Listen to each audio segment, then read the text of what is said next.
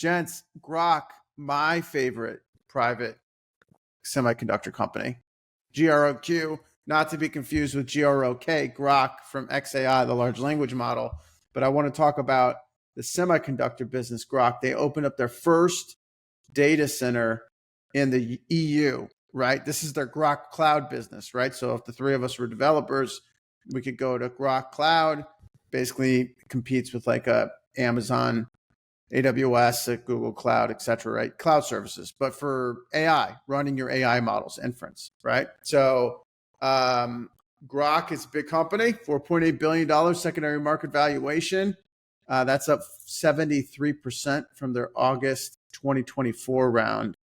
But I'm interested just to talk about, like, we haven't talked about like AI infrastructure as like an investment opportunity, right? Clint, I already know where you stand on this, so maybe we'll start with Evan, right, to give him the first crack. But like, what do you think about kind of the picks and shovels play, Evan?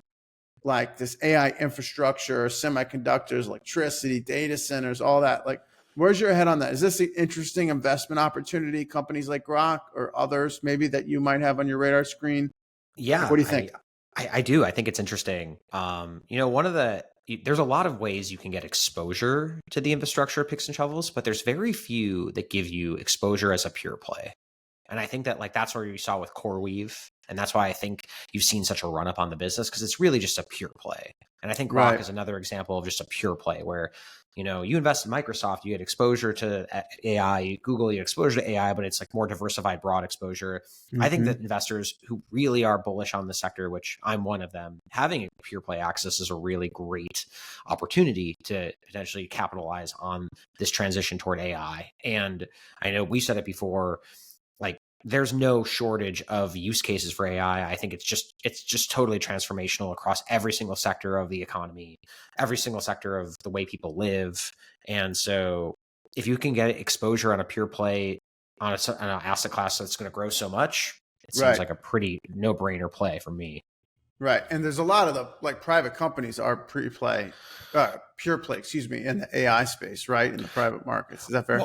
Well, yeah, definitely on the software side, but there's very few on the infrastructure side. Even look at like Nvidia. Nvidia, you're not getting a lot of pure play hardware infrastructure picks and shovels. A lot of the picks and shovels are diversified plays like Oracle, Microsoft, even Nvidia, Google, etc. This is really a pure play opportunity. Go for it. Yep. Okay. Gotcha. So Clint, I always talk about, we got AI infrastructure, AI platforms. That's like the OpenAIs and Anthropics of the world, and then AI apps. But I know you have like a special place in your heart for infrastructure and picks and shovels. Like, talk about like the risk adjusted return kind of components, or maybe just risk as opposed to risk adjusted returns, but just risk as it relates to, like an app, or like even the platforms versus more like these pick and shovels and infrastructure play like a Groq. Like, how do you think about that from a portfolio perspective or investment perspective? First and foremost, I look at, follow the money. I look at the flow of money. Where's it going? At the end of the day, the money's going to infrastructure. If you look at CapEx for AI, if you look at CapEx expenditures, right? So there's a number of ways I look at infrastructure. First off, let me back up. These infrastructure plays like Groq, which are foundational, Nvidia, right? Groq's kind of this underdog competitor built for AI, right? Capitalizing on supply constraints and supply chain, I would say inefficiencies, right? In terms of how you're pricing these GPUs or LPUs in the form of Groq.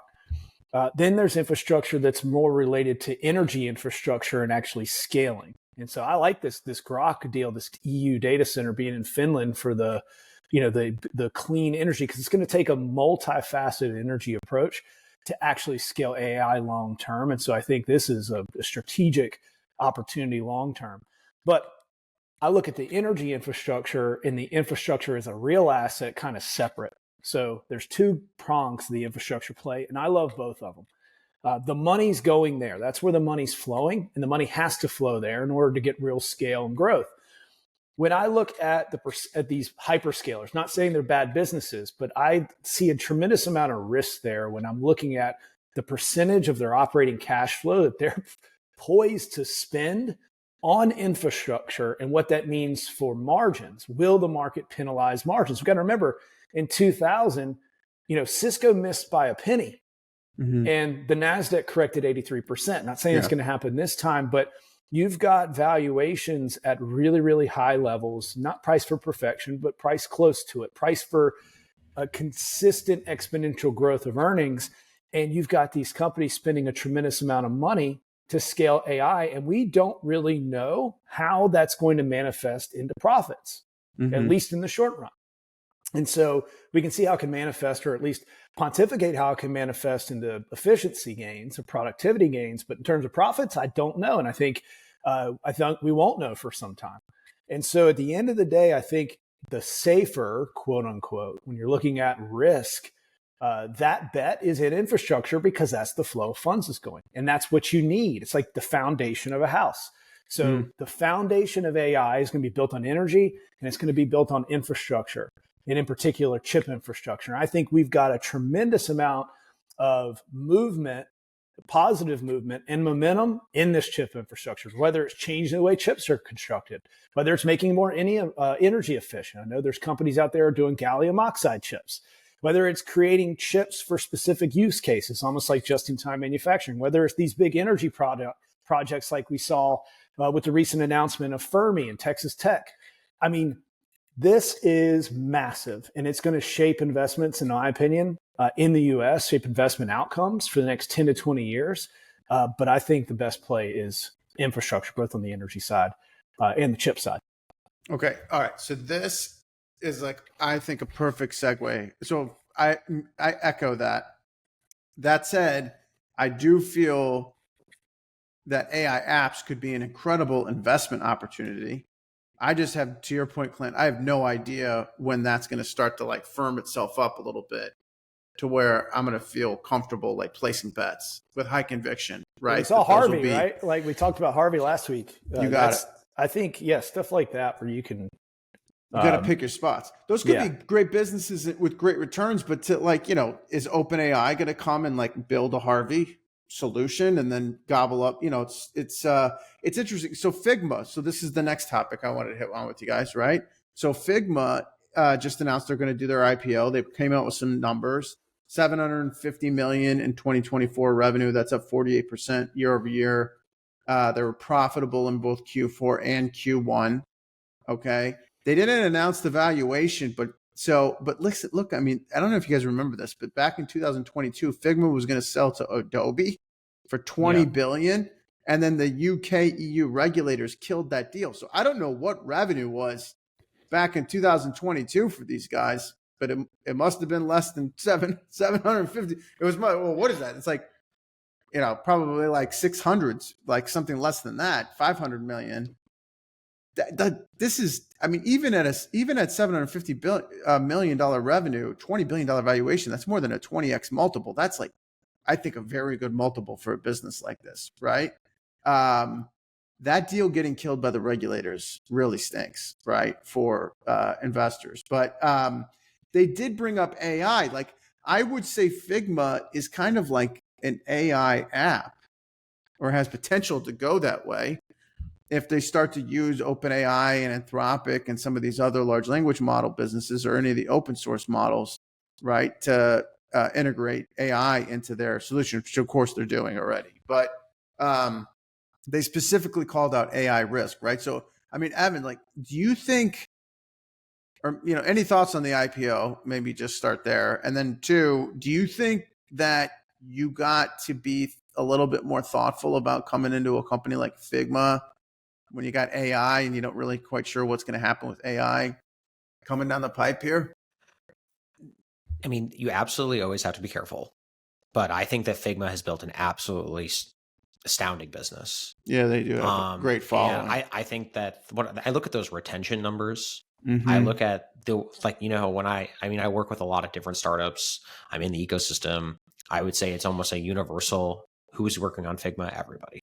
Yeah. So, and I don't think that's changing anytime soon.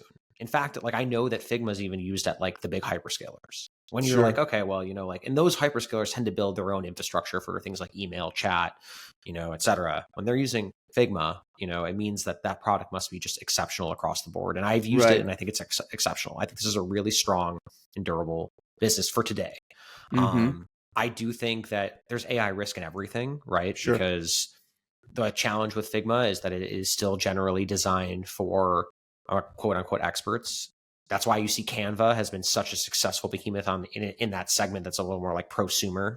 Yep. And I think that Canva is much more likely to be taken out than Agreed. Figma from an AI perspective, because it's a simpler customer. That's right. I do think that, look, this business seems to be quite durable. I do believe that 20 billion would be a very frothy valuation to go at it. But then the way that these IPOs have gone this year, it wouldn't be surprised me to see that sort of thing run up. So, I think you have to be a little concerned. I think every S1 is going to have AI risks. I think that's just part of the disclosures because of the uncertainty. But I could also see this business being just highly durable and very strong moving forward for the next decade. So and potentially even a public acquisition target of a company like OpenAI. Yeah, fair point. Hey, who knows? Fair point. So Clint, I know this is a totally unfair question, but I'll ask it anyway. Figma, what do you think this thing will do once it goes public? I mean, it's not an AI company. I think to Evan's point, we saw, CoreWeave ripped, Circle ripped, right? That's kind of on the back of the Genius Act that passed, right? So maybe that was certainly a tailwind. I mean, this is kind of a SaaS tech company. Chime came out. They I haven't looked at their stock price this week, but it was up. It was definitely up from the IPO, but it's kind of come back a little bit. At least the last time I saw it, right? After kind of its initial pop. I mean, what do you think about this company? How do you think it'd be received in the public markets? I think it's going to be received pretty well. It's got a lot of hype in terms to Evan's point. And so my bet with that depends on where it's priced at the end of the day. Sure. But if it's priced around where Adobe was set to take it out, and you've seen massive growth in they got 1,000 customers that are over 100K each. Right. So they've got 91% margin. This business could use a little disruption, frankly. And I think as long as they're, leveraging AI, I think that they're in a safe spot for a while. And I think they're going to be rewarded, right? They've got SaaS-like, financials. And I think it's a good business. And so I think at the end of the day, how much is the cult follow? Because that's what you're seeing is it's all about the cult following lately. I mean, retail is really driving the market. And so if it's got the cult following, you'll see it surprise to the upside. I mean, that's what we've seen in everything. All of the IPOs that have strong cult retail followings and market to the retail are thriving. Yeah. And that's just the way it is. Yeah. Okay. So positive on the IPO. This one's interesting to me. It really is. It makes sense for these guys to go because obviously they were ready to do something back in 2022. So now the IPO window's back open. You might as well let it rip. So I wish them the best, man. I hope they kill it once they hit the public space. But all right, let's wrap up with Robinhood's pre-IPO stock tokens. Here we go. Let's do it. Let's fire it up. Let's go. All right, here we go. So Robinhood announced at a Cannes, did I pronounce it right? Cannes, France. Cannes, France. In a very aesthetically pleasing scenario, right out in front of a pool with the ocean behind. It was beautiful, and they announced that they're doing this these stock tokens. So they're doing OpenAI, they're doing SpaceX, $1 million of OpenAI, and $500,000 to SpaceX. So these are not big dollar amounts, right? But I think it was more about the pipes, at least their opinion on the pipes. So it's only available to European investors. It's now subsequently come out over the weekend that they're buying the tokens are going to own SPVs, special purpose vehicles of OpenAI and SpaceX, which of course own the stock, right? Also, I just saw right before we jumped on this that the Lithuanian Central Bank, which is Robinhood's regulator in the EU, is now asking questions about the structure because OpenAI posted on X that this was not OpenAI stock and that they didn't approve this, and buyer beware. Okay. Anyway, what do you guys think of this? Okay, Clint, look, what do you think, man? Like, is this a viable structure? Maybe start that way, right? Do you like this maybe on a high level? Is it good, bad? Like, what do you think, man? I mean, I like it for our space. If you're thinking about it from raising awareness on pre-IPO equities and getting, people interested in owning these companies or pieces of these companies, and kind of what you've been talking about for the last couple of years, which is this shadow market, this other stock market that exists, with the number of companies going public shrinking, with the number of private companies continuing to grow, with it being absolutely dwarfed in terms of relative size, being private larger than public. I think getting people access to private markets is awesome. That's why we get on here every week and we talk about this subject, because we think it's important in order to build a diversified portfolio if you really want to own the market and own equity. And so I think there's a number of opportunities and advantages there. So that's my thoughts. I think from a tokenization, I mean, how many buzzwords can you throw at a press release to try to raise marketing awareness? That's where I'm going to end, and I'll turn it over to Evan. Well, the stock did pop though. Yeah, right? 13% or whatever. I mean, yeah, right. Come on, it worked. I mean, what do you think, Evan? What do you think, man? What do you think?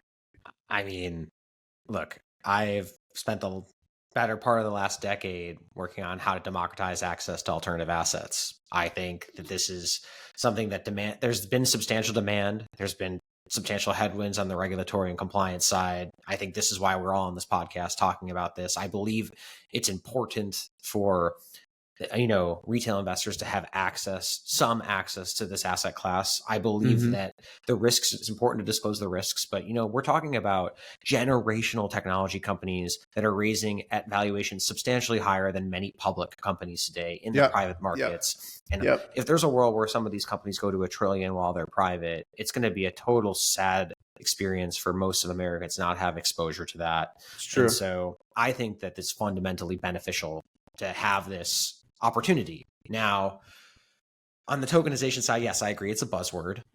I also think that, look, if AI is disrupting the way that traditional businesses operate, I think that tokenization presents a massive opportunity to disrupt the way that financial markets operate today. And they are inefficient. And most even fintech companies built in the last 10 years are built on legacy infrastructure. And you cannot build better products when you are stuck dealing with the DTCC. You cannot build better technology when you're dealing with clearinghouses, when you're dealing with clearing brokers. It's just not possible if you are building a fintech on top of a wrapper. In Robinhood, they've been around for long enough where they've rebuilt the stack, and they realize that using new technologies such as tokenization present a massive opportunity to, one, make these businesses faster, two, make them more efficient, and three, make them more cost effective. So all three of those things present massive tailwinds for a total revamp of the way financial services work. The most unfortunate thing about this is that it will happen overseas before it happens in the United States. And that makes me bummed out personally. But it's also good, to let them try it out. When it comes to SpaceX and when it comes to OpenAI, I think that there's a lot of kerfuffle around all of the news. Oh, is it a stock? Is it not stock? Is it equity? Is it not equity? Look, at the end of the day, the private markets are SPVs wrapped in SPVs. No one is actually on the cap table anyway. So people are all somebody is just most people are not. Somebody is, but we know, as we've said this many times on this podcast, that you should be working with an investment advisor if you're participating in these markets, because there is a substantial amount of fraud and a substantial amount of bullshit. And the reason why is because the system lacks a really strong record keeper. Because SPVs mask owners, they create entities and shell corporations that provide not enough opacity to understanding who owns what.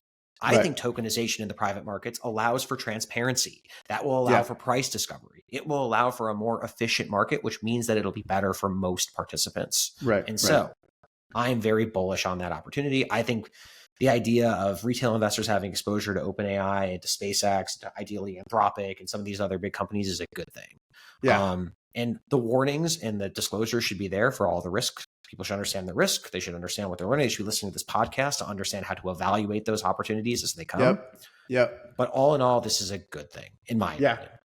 Yeah, look, what's interesting to me on this is that it's almost conflating two separate issues together, right? So like Evan, to your point, whether you do something you clear through the DTCC or some other mechanism, dark pool, et cetera, right? Or you use a blockchain is mutually exclusive to what the SEC's rules are around like retail investors accessing private markets, right? And the rules and regulations that they have in place for that.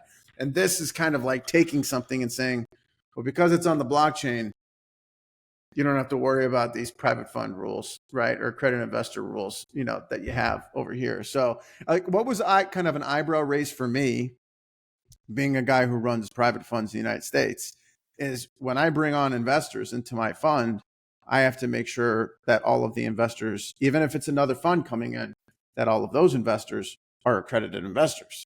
So this, I read somewhere that Robinhood was limiting this to accredited investors in Europe, which would be normal business. There's no issue with that. It being on the blockchain or not being on the blockchain kind of like doesn't really matter. I guess that's interesting, but it's interesting for the reasons that you said, Evan. It's like, it's a better technology, right? To kind of facilitate trading and record keeping and position management, right? Exactly. Yeah. So like, but the concept, I think where maybe some people got a little sideways on this is that, that Robinhood was like the tokenization of SPVs. This is not a new concept. We've had ADRs, Great Britain said GBRs. These there's been pass-through entities on single stock positions forever. Like this is not a new concept, right? It's a very, very old concept. To your point, Evan, you just got to make sure you do counterparty due diligence, right? Because it's not Bank of New York Mellon running your ADR.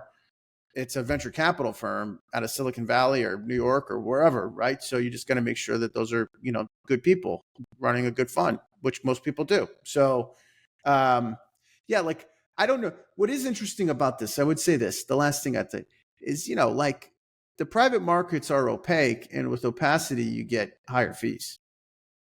Fair. Right. So, if you start to make things more transparent and easier to access, you're going to bring down the fee structure, which of course, current market participants are not interested in that.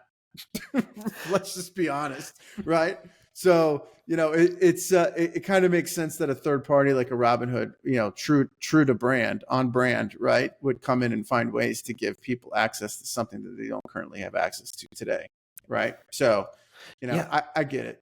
Absolutely. And just to on the accredited investor note, because I know we talked about it in the group chat, is that, look, those accredited investor rules are specific to offerings here in the United States. I imagine you're using a Reg D 506C, so you have to provide some sort of proof of accredited investor. If you're using a private placement like a 506B, you just have to get the attestation. But there's also something called a Reg S, which is if you're selling explicitly to non-US investors, non-US residents, those rules do not apply. Mm-hmm, so, and outside of the United States, there really aren't accredited investor concepts because the onus or the responsibility of investors determining their risk has always been on the individual. Hey, you can invest your money how you wish. It's not like the markets are flush with opportunities, but that's how it is. That's how it's always operated there. And the EU has been much more forward looking in their financial sandbox of how they can innovate on investment opportunities for everybody. I think even Revolut, for example, was like a crowdfunding deal, right? And now you got like more millionaires out of that deal than any other seed investment, I think, ever, right? So it's pretty interesting to see that, this innovation that happens abroad, because you're skirting the US regulations, allows for such a cool innovation, but it also allows for access in a compliant and legal way.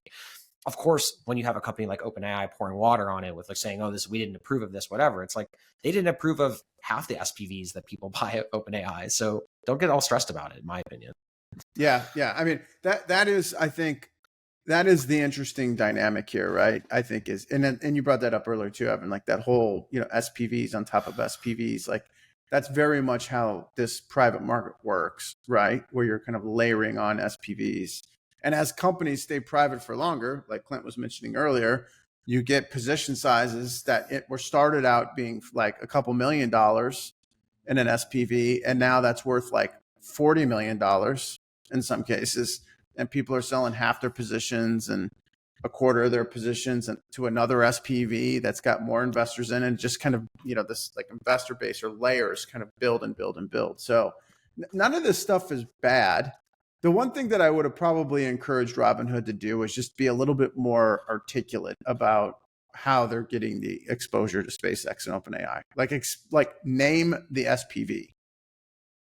Like if you looked at like a closed-end fund or an ETF or some of these like interval funds that trade, like on the, I guess interval fund doesn't trade on the exchange, but if you look at the closed-end funds that trade on the exchanges, they're disclosing their holdings and they're listing the name of the SPV that they own, right? And they're identifying that this is OpenAI or this is SpaceX or whatever. But like that to me is more, I think, more honest. That's probably not the right word, but it's more factual. Let's say it that way. It's more You're not getting a token of OpenAI. You're getting tokenized component of an SPV that owns OpenAI. So I'm sure in some legal document somewhere at Robinhood, they have that. But when the CEO of Robinhood's in France, south of France, talking about it on the big screen, they weren't saying that, right? They were just showing the two logos. And I think that might have what kind of stirred the pot there a little bit. But anyway, I'm interested. I'm going to be keeping my eye on this one. It looks like it kind of it like putzed out a little bit after OpenAI sent the warning shot across the bow. So we'll see if they keep doing stuff like this, going forward. But I hope they do. I think that this is good for everybody, frankly, and it's good for marketing, and it's just good for our industry, right? All of us sitting here saying we want more exposure to this. I think it's good. Yeah, we want to get clients involved, right? We want to get people access. So, I think that's the goal. Yeah, definitely. Absolutely. All right, fellas, let's end it there. I appreciate you guys. All right, have a good weekend. I'll see you next week. See you guys. All right, cheers. Thank y'all.